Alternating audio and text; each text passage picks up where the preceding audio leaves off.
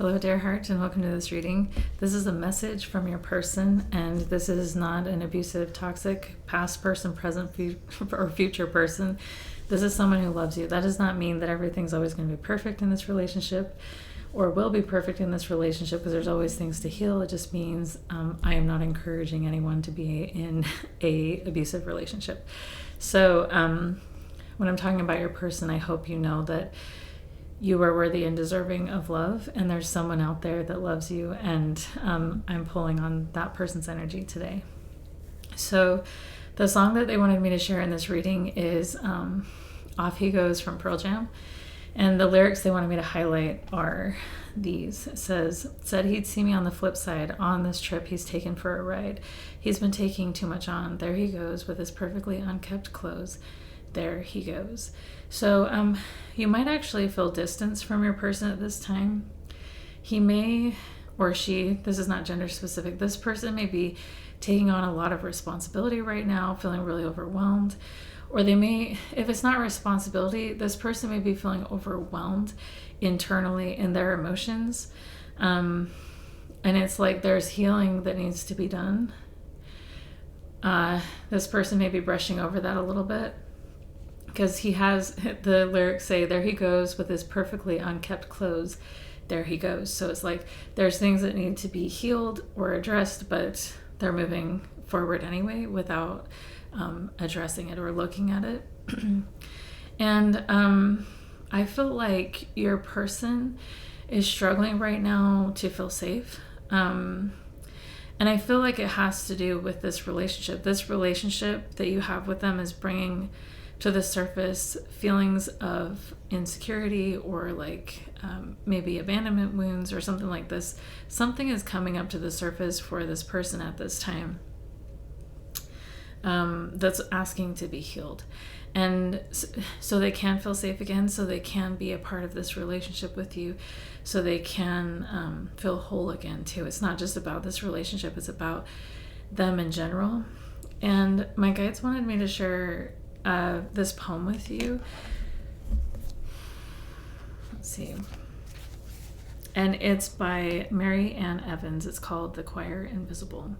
This person may have felt invisible a lot in their life, overlooked and rejected, abandoned. There's something to the word invisible. But the verse that they wanted me to share from this poem is breathing a beauteous order that controls, with growing sway and growing life of man. So we inherit that sweet purity, for which we struggled, failed, and agonized, with widening retrospect that bred despair, rebellious flesh that would not be subdued, a vicious parent shaming still its child. Poor anxious penitence is quick dissolved, its discords quenched by meeting harmonies, die in the large and charitable air, and all our rarer, better, truer self. So I feel like something happened in this person's childhood that, this person may have spent a lot of time being shamed in their childhood. They may have felt outside of what is acceptable, or like just never quite enough, because there were really high demands on this person. And it's like they lost their rare, beautiful, and true self on this journey. And maybe they've done a lot in their life to abandon themselves to please their environment. Maybe they've put in great effort. I feel like this person doesn't feel safe right now because of the pain of the past. And I feel like, it's like their heart is getting closer to your heart, and the closer your hearts get, the more scary this becomes, because it's like, am I going to be good enough? What if I get rejected? What if I get hurt again? What if I become invisible again? What if I'm shamed again? There's a big wound about shame, and there's a really big wound about losing your true self in an effort, and becoming invisible, and like not being loved for your authenticity, for who you actually are, and dissolving into despair. There's a really big wound here that's asking to be healed. And so if this person feels like they're drawing their energy back, withholding love, or like, yeah, we have the Six of Swords. If they're doing this, if they're like moving away from you energetically or even physically, is because this person doesn't feel like they're good enough. And it also is because they're fearful of the trauma of the past repeating in this relationship. Because, yeah, it's amazing, especially with relationships. Relationships are so important because they're one of our greatest teachers, I feel, to expose what is unhealed within us, so we can become whole. And because it has so much to do with heart space and like the deepest core part of who we are. And so I don't know that you're doing anything wrong necessarily. I'm not saying that for sure, but I'm saying just the fact that your hearts are coming closer together is scaring this person. And in the Six of Swords, you can see that this man's trying to move on, but he's carrying all these swords with him. And the swords actually represent the ghosts of the past.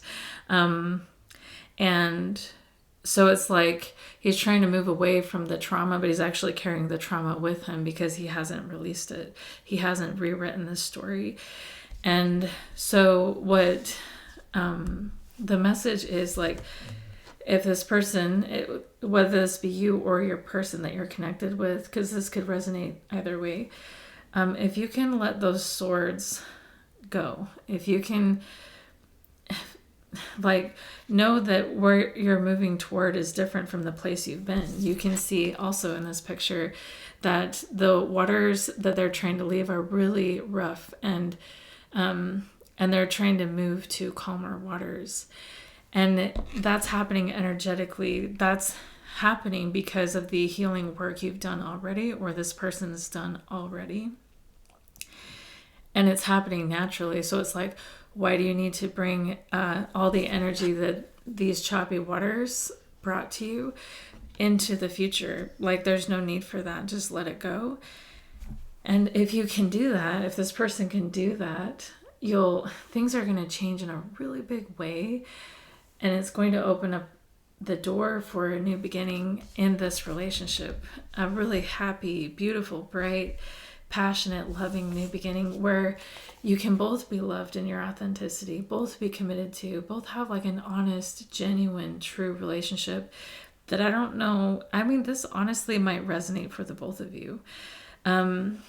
Yeah, you can have this beautiful experience of true unconditional love, meeting heart to heart, soul to soul, with someone who sees you as you truly are and loves you as you truly are. And there's actually a really great potential for your relationship. I think the only thing that's holding your person or the both of you back, or you, right, is the pain of the past. So, but I also want to acknowledge how difficult it can be to rewrite the stories we've been given and the trauma that we've been raised with or have experienced in past relationships. And my guides wanted me to share this quote with you. It says, "People who have to relearn how to live after surviving years of trauma do not get enough credit. Imagine everything you've been taught to know is pain, toxicity, harm, mistrust, and you have to relearn and reteach yourself how to simply feel safe. If you pull yourself up after all of that, you are a goddamn force of nature, and I hope you know that." So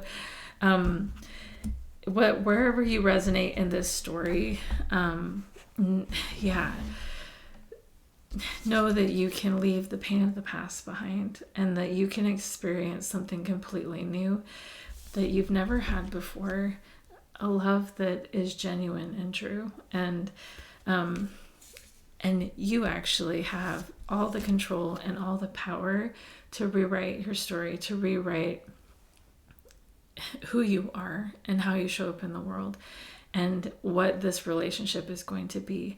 And don't allow where you've been to take control or have power over that. So that's the message from your person today. I hope this was helpful, and we'll talk to you next time.